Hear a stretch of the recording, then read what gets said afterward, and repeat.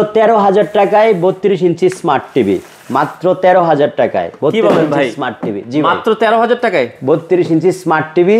আর চেহারাটা দেখেন, এর থেকে চিকন বর্ডারের টিভি মনে হয় বাংলাদেশে আর দেখেন আমার আঙ্গুলের থেকেও কিন্তু চিকন একটা টিভি, 32 ইঞ্চি স্মার্ট টিভি।